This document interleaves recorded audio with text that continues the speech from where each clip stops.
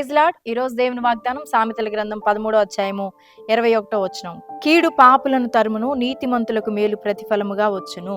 పరిశుద్ధాత్మ దేవుడు ఈ రోజు మనందరికీ ఇస్తున్న వాగ్దానం నీతిమంతులకు మేలు ప్రతిఫలముగా వచ్చును. చాలాసార్లు అనిపిస్తుంది, నీతిగా జీవించడాన్ని బట్టి నా జీవితంలో నాకు ఒరిగిందేంటి, నా జీవితంలో నేను పొందుకుందేంటి. నీతిగా జీవించని వారు, భక్తిహీనంగా బ్రతికేవారు వారి జీవితాల్లో చాలా మేలును అనుభవిస్తున్నారు, నా జీవితంలో నేను చాలా శ్రమను అనుభవిస్తున్నానని మనం బాధపడుతూ ఉంటాం. బైబిల్ ఈ రీతిగా చెప్తుంది, నీతిమంతునికి కలిగే ఆపదలు అనేకములు అయినప్పటికీ కూడా యెహోవా వాటన్నిటిలో నుంచి వారిని విడిపిస్తాను అని వాగ్దానం చేస్తూ ఉన్నాడు. అయితే ఆసాపు జీవితంలో కూడా ఇదే బాధ కలిగింది. ఎందుకంటే తాను ఎంతో భక్తిగా జీవిస్తూ, నీతిగా జీవిస్తూ, దేవుని యందు విశ్వాసం ఉంచి చక్కటి పరిచర్య చేస్తూ ఉన్నప్పుడు భక్తిహీనంగా జీవించేవారు అనుభవించే సంతోషము, భక్తిహీనంగా జీవించేవారు కలిగి ఉన్న ఆరోగ్యము, ఆశీర్వాదం తాను పొంది ఉండలేకపోతున్నానని వారు ఎంతో గర్వంగా ప్రవర్తిస్తూ, తన్ని ఎంతో తగ్గిస్తూ మాట్లాడడాన్ని బట్టి, తన్ని హీనపరుస్తూ ఉన్న విధానాన్ని బట్టి ఆసాపు కూడా చాలా బాధ కలిగింది. అయ్యో, నీ భక్తిగా జీవించడాన్ని బట్టి నాకు కలిగిన ఉపయోగం ఏంటని తను వ్యసన పడుతూ ఉన్నప్పుడు దేవుని మందిరంలోకి వెళ్ళి ధ్యానించడం మొదలు పెట్టాడు. అప్పుడు తనకు అర్థమైపోయింది ఏంటి అని అంటే, వారి అంతము ఎలా ఉండబోతుంది అని. ప్రియమైన దేవుని బిడ్డలారా, ఈరోజు ఆసాపు వలె నీ జీవితంలో కూడా నువ్వు చాలా బాధపడుతున్నావు. అయ్యో, నేను దేవుని మందిరానికి వస్తున్నాను, మంచి భక్తి చేస్తున్నాను, నీతిగా జీవిస్తున్నాను, దేవుని యందు అపారమైన నమ్మకం నేను పెట్టుకున్నాను, చక్కటి ఉపవాస ప్రార్థనలు చేస్తున్నాను, దేవునికి యోగ్యంగా వాక్యానుసారంగా నా జీవితంలో నేను ప్రవర్తిస్తూ, నా వ్యాపార విషయంలో కానీ, నా చేతి పనుల విషయంలో కానీ, నా ఉద్యోగ విషయంలో కానీ ఎక్కడ కూడా అక్రమంగా, అన్యాయంగా ప్రవర్తించకుండా నేను జీవిస్తూ ఉన్నప్పుడు నా జీవితం ఏమో ఎన్నో ఇబ్బందులతో, ఇరుకులతో, శ్రమలతో, హేళనతో, నిందలతో, అందరికంటే తక్కువైన స్థితిలో ఉన్నానని నువ్వు బాధపడుతూ ఉన్నావు కదా. అయితే పరిశుద్ధాత్మ దేవుడు ఈరోజు నీతో మాట్లాడుతూ ఉన్నాడు. ఏంటంటే, నీతిమంతులకు మేలు ప్రతిఫలంగా వచ్చును, కీడు పాపులను తరుమును. భక్తిగా జీవించిన మన భక్తి ఖచ్చితంగా మనకు మేలుకరంగా మార్చబడుతుంది. నోవహు కాలంలో చూస్తే అందరూ తింటూ, తాగుచూ, నారు నాటుచూ, ఇండ్లు కట్టుకుంటూ, ఇష్టానుసారమైన జీవితాన్ని జీవిస్తూ విచ్చలవిడి బ్రతుకుతూ ఉన్నప్పుడు ఒక దినాన జలప్రలయం వచ్చింది. నీతిని కాపాడుకున్న నోవహు కుటుంబం మాత్రం జలప్రలయంలో కాపాడబడింది.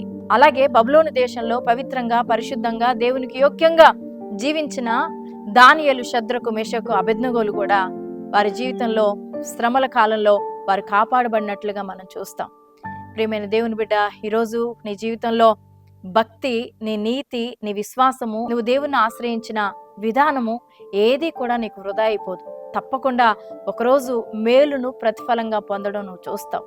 నువ్వు యథార్థత, నీ విశ్వాసాన్ని దేవుడు ఎప్పుడూ కూడా సిగ్గుపరచనీయుడు.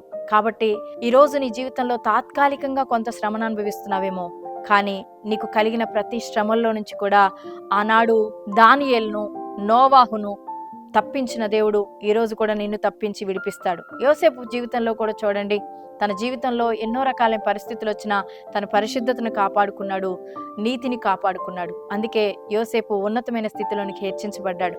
ఈరోజు నీ జీవితంలో కూడా నీ పరిశుద్ధతను, నీ నీతిని కాపాడుకుంటున్నప్పుడు దేవుడు అనుగ్రహించే ఒక అద్భుతమైన ఆశీర్వాదాన్ని నువ్వు చూడబోతున్నావు. కాబట్టి నువ్వు ఏ స్థలంలో ఉన్నా, నీ ఇంటిలో కావచ్చు, నువ్వు చేసే పని విషయంలో కావచ్చు, నీవు పనిచేసే చోట కావచ్చు, అది ఎక్కడైనా సరే నువ్వు నీతిగా జీవిస్తే, దేవుడి యందు నమ్మిక ఉంచి వాక్యానుసారంగా జీవిస్తున్నప్పుడు నీకు కలిగే ప్రతి శ్రమలలో నుంచి కూడా దేవుడు విడిపిస్తాడు. కాబట్టి ఈరోజు నీ కుటుంబంలో ప్రభువుని నమ్మినందున నీకు చాలా అవమానం కలుగుతుందా?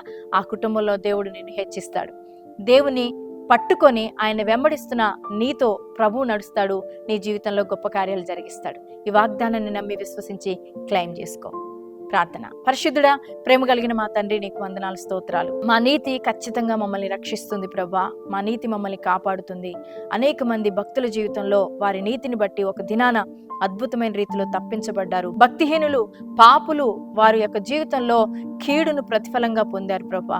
ఈరోజు ఎంతమంది బిడ్డలు నాయన మిమ్మల్ని ఆశ్రయించి, మిమ్మల్ని విశ్వసించడం ద్వారా అనేక ఆపదలు, అపాయాలు, ఇబ్బందులు ఎదుర్కొంటున్నామని బాధపడుతున్నారు. వారి జీవితంలో తప్పక విడిపిస్తానని మాట ఇచ్చిన దేవుడు గనక ప్రభా, వారి జీవితంలో మేలులతో నింపి, ఆశీర్వాదాలతో నింపి, వారు అనుభవిస్తున్న ప్రతి శ్రమలో నుంచి వారిని విడిపించి, తప్పించి, వారిని ఉన్నతంగా లేవనెత్తి బ్లెస్ చేయమని యేసు నామములో ప్రార్థిస్తున్నాం తండ్రి.